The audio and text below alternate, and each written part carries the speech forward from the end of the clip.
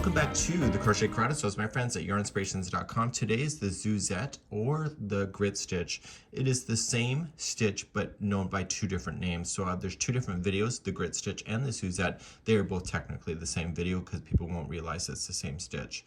What we have here is a repeat of one row that goes over and over, but for balance I suggest you do everything's in sets of two so that you can have a nice balance point. Let me take you to the diagram to show you how this is done, and then we'll quickly go through the instructions.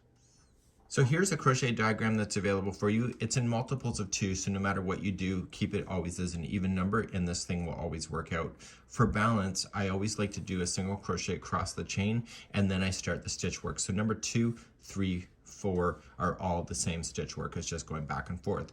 But for balance and keeping things nice and even, I recommend that you repeat rows number 3 and 4 so that you go 3, 4, 3, 4, and then when you're finally satisfied, and with the 5th row, which is just a single crochet, and so you'll have a balance on both sides. Let's begin.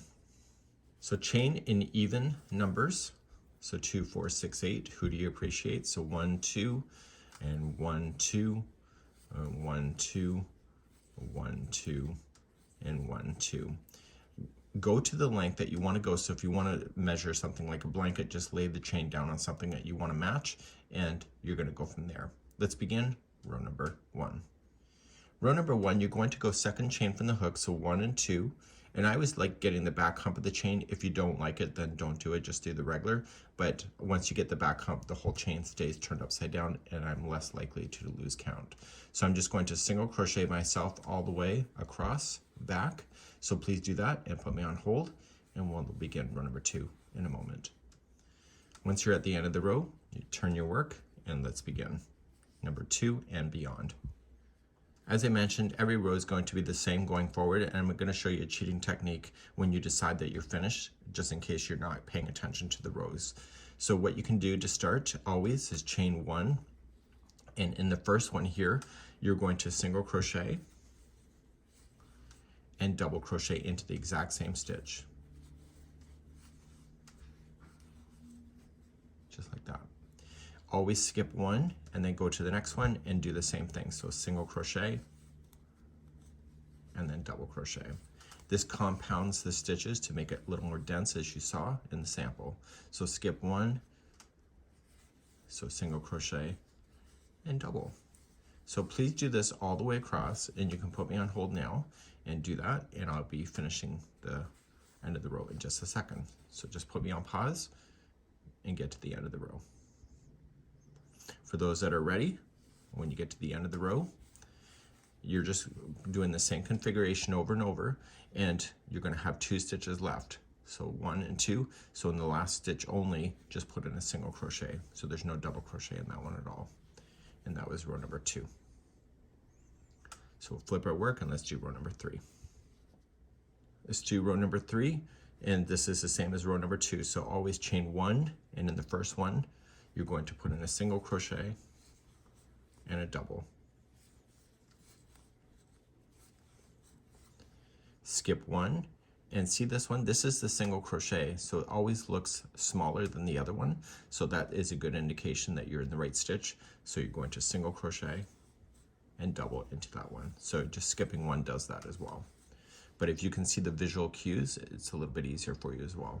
So this is the double and the single. You can tell by the amount of yarn underneath each stitch. So skip one, single crochet in the next, and double.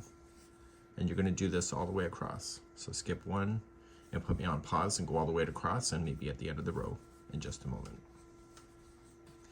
For those ready to move on, you're going to skip one at the very end, go to your final one, and just single crochet. And I'm going to do row number 4 with you on camera next.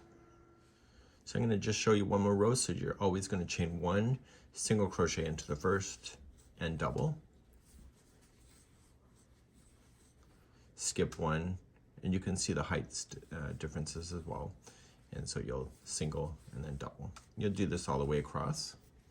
And I'm going to show you a little cheating technique that will help you, just in case you lose your way for the balance point, and I'll show you that next. So you just keep on moving across, and of course, when you get to the end of the row, there should be 2 stitches always left. Skip the next one and single right into the last. and you're going to turn your work, and I'm going to talk to you about that little cheating technique.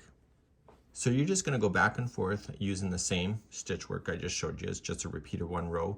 But for balance point, do you see where the tail end is here? This is the right side of the work when the tail is on this side. So to finish this, to make it look like the first side, on row number 5, once you're ready for it, just chain up 1 and just apply 1 single crochet in each of the stitches going across. And this will give you a nice finished look so that you have the upper and the lower borders looking very similar to each other. So everything is kind of being guided in the middle of it with the stitch work, just like that. See? And that's a pretty cool idea. So if you ever lose your way, just look for where this tail end is, and then you'll be able to determine when you can actually do your single crochet across. So that's it for today. This is the grit stitch or the Suzette, depending on what you found online today.